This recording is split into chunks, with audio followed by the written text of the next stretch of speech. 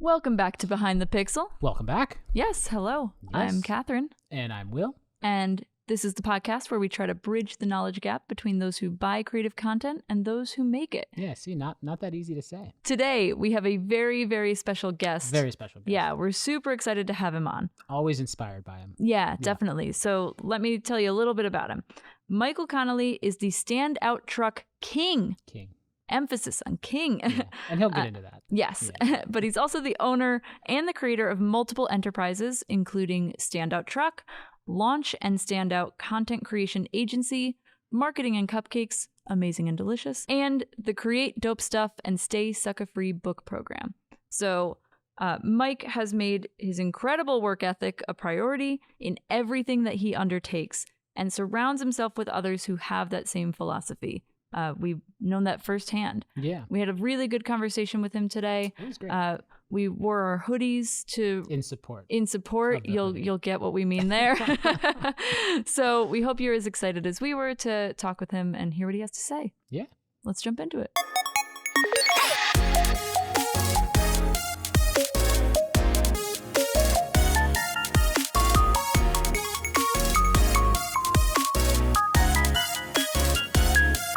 Let's jump in.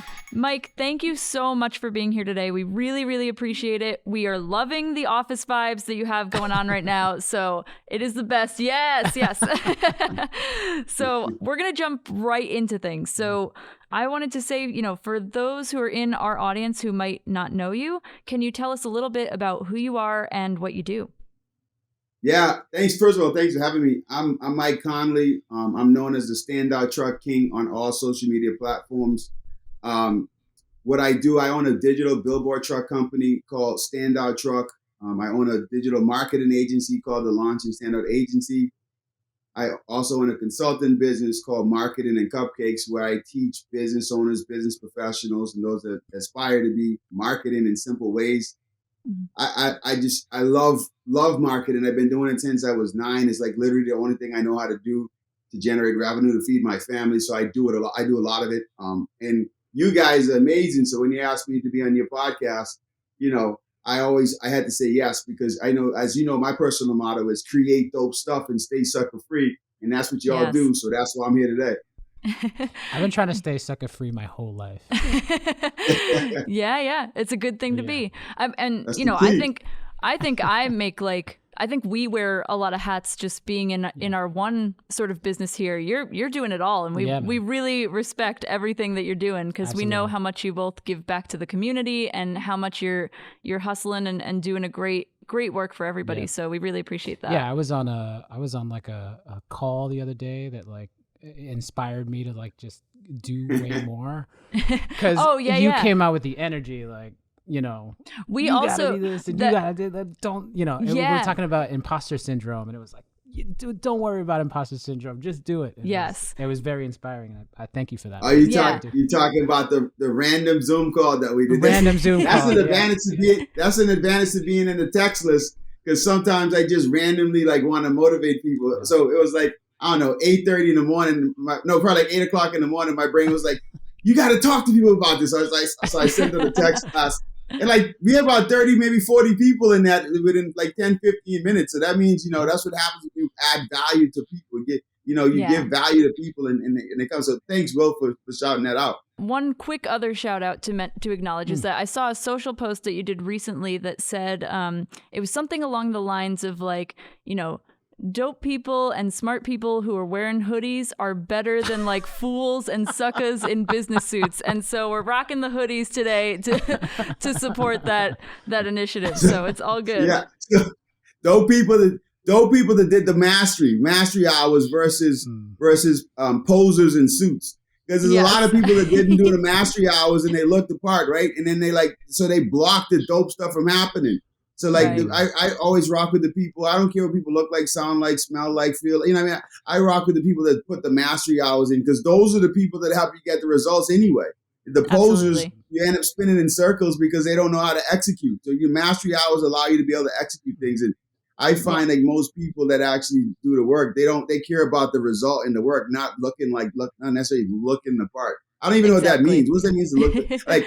Okay, I don't want my doctor to come in in a hoodie, but if like I got a broken bone or something that needs to be taken care of right away, like I want to make sure, I don't care what that doctor's wearing, I want to get to the result. And that's the thing I'm trying to shine the light on for people. I want people to stop focusing on the wrong things. Like, watch what people do. Don't listen to what they say. Like the imposter, that's what I'm saying. The imposter syndrome is for people, for imposters, right? Mm-hmm. And the imposter looks the part, but they can't get the result. So like, I want more people focusing on listening to what people say. Not listen to what people say. No, listen to what people do, not what they say. Right. So I have a sort of a question related to that. So we're thinking about marketers and businesses who you work with, and I'm trying to understand a little bit about your approach. So when a new client approaches you, how do you identify the best marketing strategy for them? Like, what's your approach to having someone come in brand new? Easy work. So here's the first thing. I always listen to their goal, right? So like literally my agency, we have 250 solutions when it comes to marketing. Standout Truck being one of them, right? So when someone comes to me to launch a marketing campaign for them, I need to know what it is they need. Like, for example, right now I have a school that has a summer program, and their enrollment time is a 3-month window for enrollment, right? So I need to get as much traffic to that the page, the contact form, which is step 1 for their process to be enrolling. So I need to find the right people, which in this instance, parents and grandparents of kids 5 to 14 years old. And then I need to have messaging around that, letting them know, hey, looking for something for your kid or grandkid to do this summer. There's a great summer program, blah, blah, blah. So I have to figure out what kind of content we have to create to drive traffic to that landing page to get people to fill out that contact form, or even sign up right away for that school. So but in order for me to figure out the best way to do that, I need to talk with the client to really hear what it is that they're looking to accomplish. What's the goal? How many people they want? I may be thinking, okay, we got to get 1,000 kids in this camp. 20 might be the number for them. So it's all those things you got to figure out, but it's all centered around the client's wants, needs, and desires. And then it's up to my agency to create a campaign to make that happen. But I love doing that. Like that, like I said, I've been doing marketing since I was 9. So like I see these things in slow motion. Like I could have a conversation with a business owner or a business professional in like 5 minutes. And in that time frame, I could come up with a successful marketing campaign for them. That's awesome. Yeah. I find so, you're working sometimes with clients who they're hiring you to, not only produce the strategy here, but they're talking about making the creative content as well, because we know that you do a lot of work on that side too. So what are some of the fears that you tend to notice from clients when you're trying to convince them to like implement a new type of creative content, or even this idea of like, we're talking about 1,000 kids now and they're thinking 20. How do you push them to like, or, empower, encourage, whatever the word might be, to get them to approach new forms of creative content? Well, here's the thing. So like, I'm like the break in case of emergency guy, right?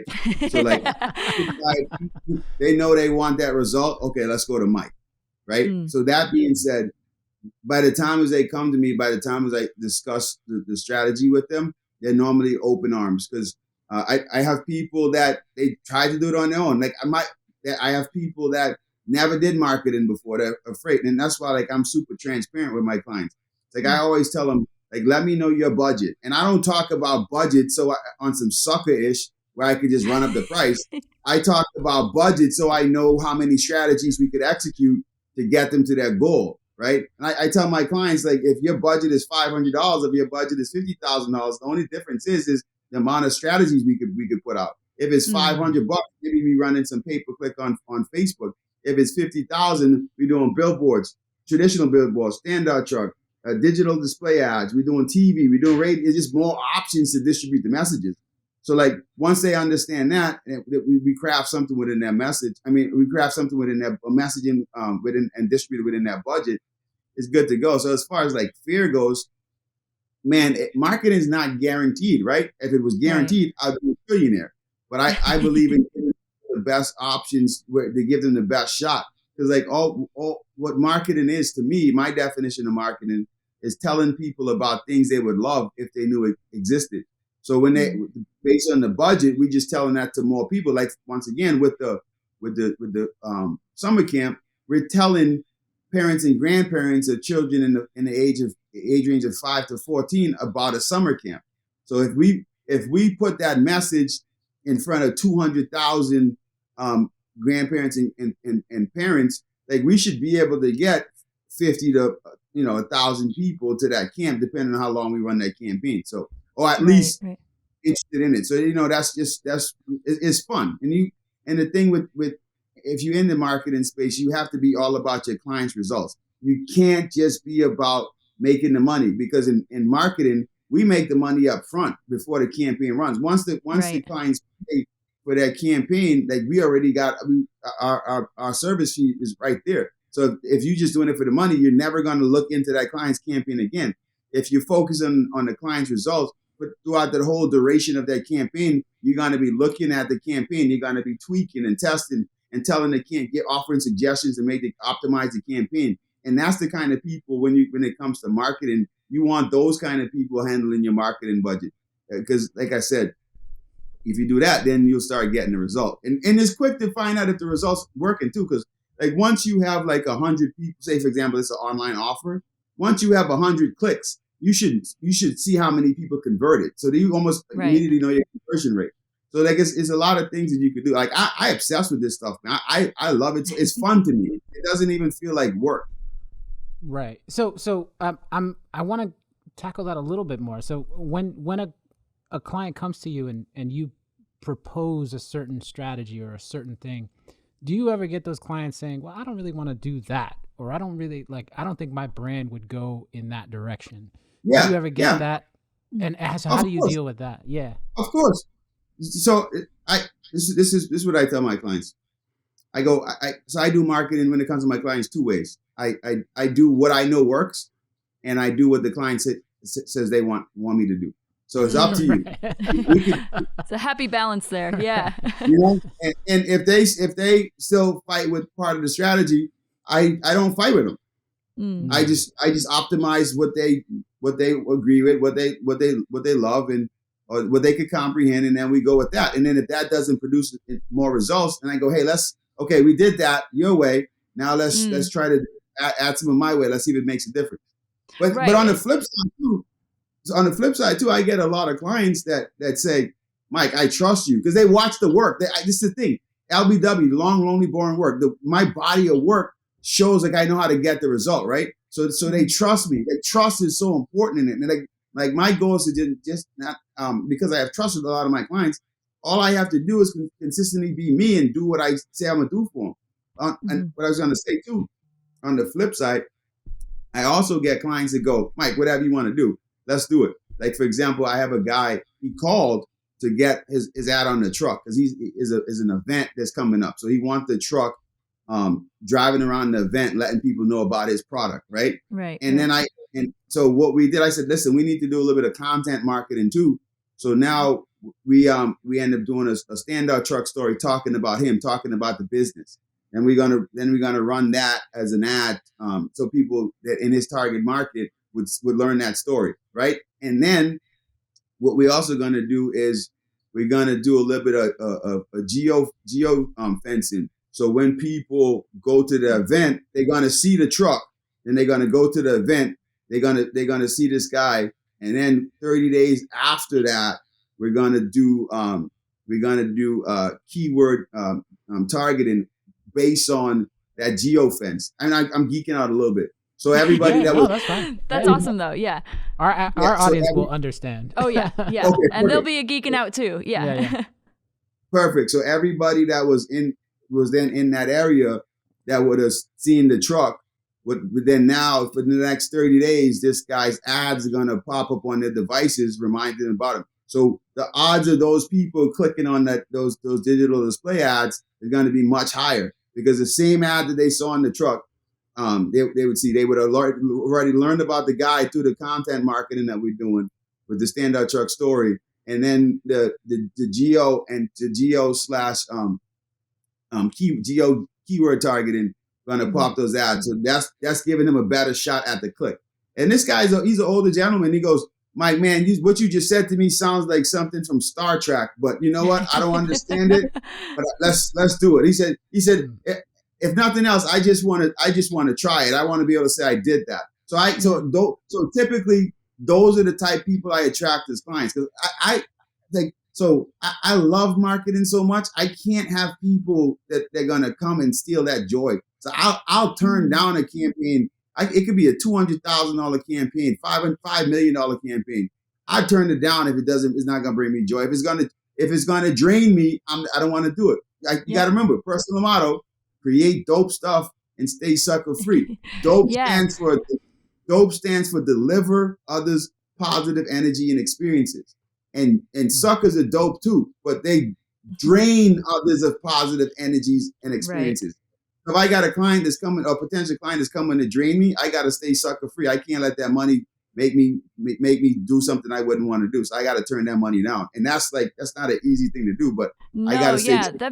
That makes a lot of sense, because I think, and that might be something that is good for our creative side to listen in on, the idea of especially when we're starting small businesses, there's always this idea of we're just going to take on whatever we can to survive. And in a way, we hear so many creatives that go into the animation industry and say that it sucked out their soul to do the type of work that they don't care about. And so, I think there's a beautiful thing to be able to say, these are my values, this is what I believe in, and I want people who also believe in the same thing to come along for the ride, because that just makes it a beautiful dynamic. Yeah. Yeah. But yeah, and I think for creatives, you actually, when you're working on something that you're more interested in, right, the interest is actually what's keeping you in there and doing the work. Yeah. And so you have to align that interest to the type of work that you're getting. Definitely. Sure. I have another question for you. What kind of creative mediums are you working with? I know you're working with photos and videos. Do you ever go outside to animation type mediums, or how far do you take the medium of the communication? Because you're putting out content that's in text form, you're putting out content that's in a visual format. And those are the really two. I mean, you can, I guess, market with smell, right? Like Krispy Kreme and Dunkin' Donuts and Burger King, they all market with smell in a lot of ways. Christmas. But, yeah. And so, but how do you, what mediums are you using typically? Yeah. So I'm text, I'm video. I think animation is great. I got plans for it. Don't worry, you guys in the plans for that. So to me, I believe all forms of media works, man. Everything's about messaging. If you got the right message and you use the right type of media that your audience is interested in, I think it works. But everything's messaging. It's all messaging. But yeah, for me, I'm, like I said, I got the digital billboards, so we do that. So we got print stuff that we do. We got the Marketing and Cupcakes magazine. Actually, I'll show one here. Oh, we got nice. the Marketing and Cupcakes magazine. Awesome. we do audio. We do the podcast, right? We got the Marketing and Cupcakes podcast. So I'm big on multimedia. I believe you have to be different places, just really where your audience is, right? So for example, I have this keynote address because I'm also a public speaker. I did a keynote address for a Chamber of Commerce, over 300 something people in attendance. Right. And so we have the video of that, right? But then we also turn that into a podcast issue, right? And episode. And why? Because some people wouldn't sit and watch the whole video. Their brain's not set up for that. But they'll sit and when they're driving, they'll listen to it on the commute, the 20 minutes commute. So exactly. I always look at my audience and how do they like to consume content, and then I just serve them So going back to the name Standout Truck King, the king is not an ego thing. A king is the greatest servant in the community. That's who everyone comes to for help, right? So I'm just here to serve my people. However I could serve them and feed them what they want and need, I do it. So that's my approach when it comes to media and creating content. It's all about what they want. Cool. That's super interesting. I mean, there's a lot there, because I think I agree with you that I think it all starts with the messaging and then trying to figure out where that message can be applied and through which medium it can be applied. And I think there's something to be said about having the ability to make sure that, especially for like, again, small businesses, like we think that marketing is such a difficult leap in terms of work and effort and time, and understanding that there are ways, and I think we talked about this in a podcast episode once in like a hack, that's like there's so many different ways that you can pull from one form of content that you made and repurpose it for another strategy, and and be able to pick and play with that. So your podcast can become a blog, your blog can become a snippet on social. You know, that an article in a magazine. Exactly. It all works together. It's just repurposing. But you're right that it starts with content. I feel like a lot of marketers and even creatives think about the channel first. They think about, I got to put stuff on Instagram. I got to put stuff on, this particular platform, or I got to send out emails. Right. But you're not focused on the right layer of intentional messaging. And I think that's where it's the intent behind the messaging. What do I want to say? How do I want to say it? And then finding out where they are. Yeah. And also you talked a little bit about, I'm just shifting gears a little bit here, but you talked about the idea of thinking about animation for the future. So I'm wondering if you can touch on that a little bit. Like, where do you think that animation can be applied to different marketing strategies?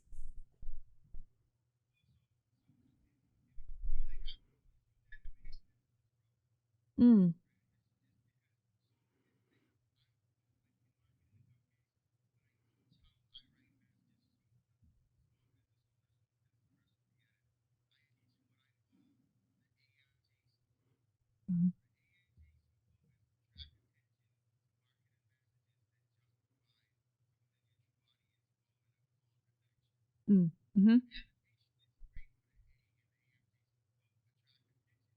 Right.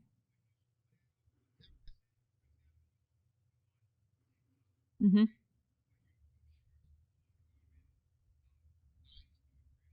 Yep.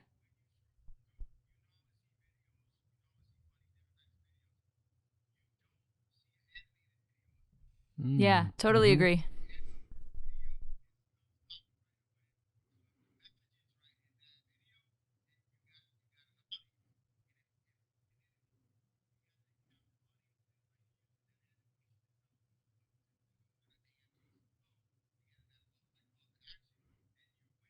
Right.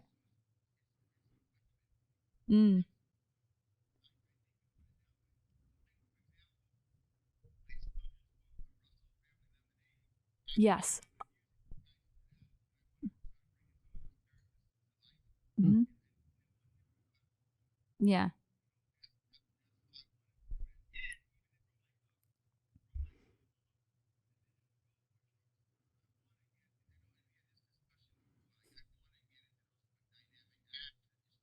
Yeah.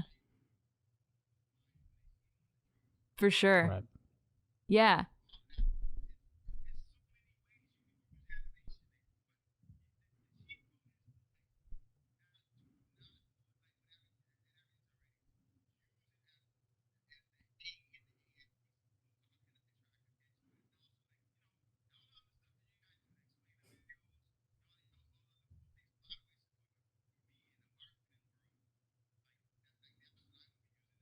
No, that's very that cool. makes sense. Yeah, because we've always seen it as like, the word I've used is more of like it's a complement to other brand strategies. But I like what you're saying, that it's like, in a way it's a powerful tool. I think in the complement it feels more like it's on the side, but it has the ability to really push through boundaries that weren't there before. Yeah, I never thought of animation as a weapon. Yeah. We're taking away a lot of this good stuff today. Yeah.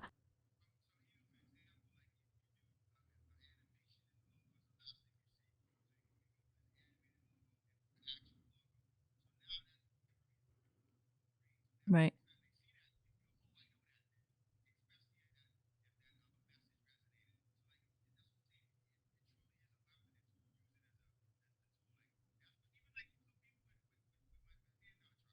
Mm-hmm.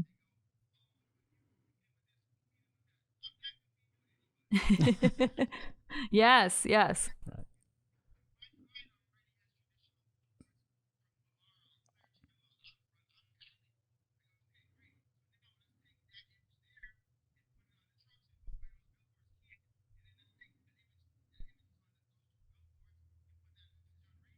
Mm.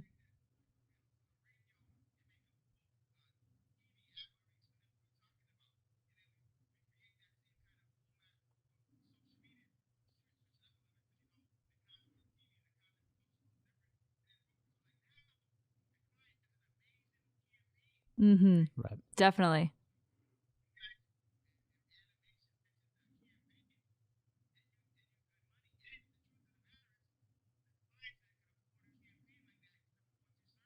Mm-hmm. Mm.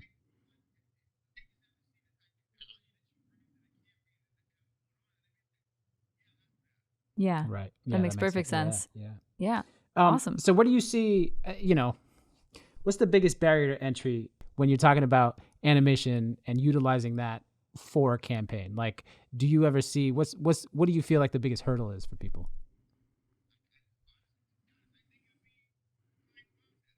Mm. Mm.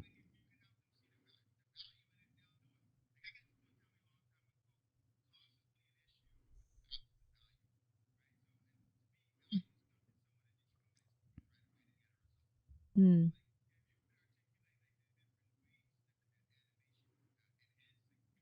Right. Yeah. Right.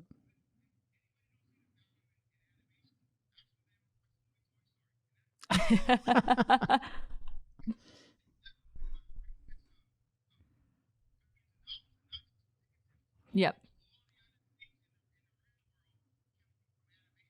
Yeah. Right.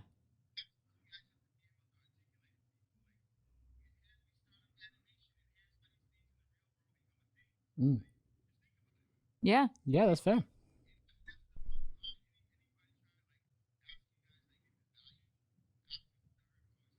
Yeah. Well, see.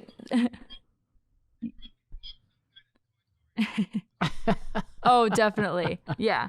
Well, Yeah. see, this is why we come to you and have, I feel like every time we talk, we have like great conversations around like marketing strategies, animation, just like what's going on both in our community and around the world. So yeah, I think I really appreciate your time, but I want to make sure that we give you a minute to also plug your stuff. What do you have going on? Like, where do you want people to find you? How do you want people to access the amazing content that you have? Because we know we've been a part of it, and it's a lot of good stuff. It's very inspirational and educational for sure. Always. Yeah.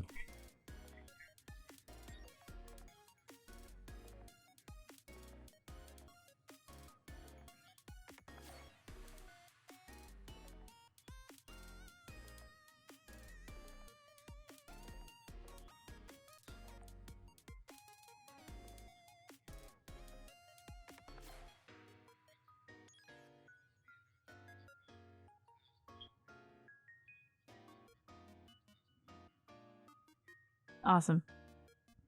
Yeah. That's perfect, man. Thank you so much for doing this. Yeah, Really thank you for taking the time. I know you're a busy man. Yeah. And we look forward to, we look forward to more stuff together. I think, this is the beginning of an awesome relationship, so we appreciate it always. Yes. There it is. Yeah.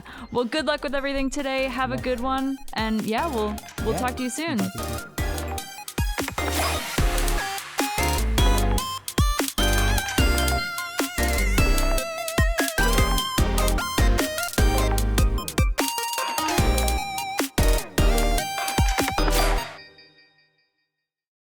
Yeah. Oh, absolutely. Yeah. I want to do. I would be remiss. Hold on, and your audience would be mad at me if I'm telling them about this text list and don't give them the opportunity to join it. Oh, got to do it. Yeah.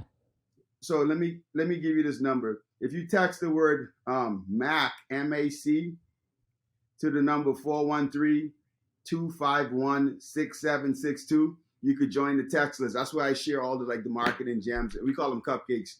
Random stuff to help you grow your business or whatever. We'll talk about that.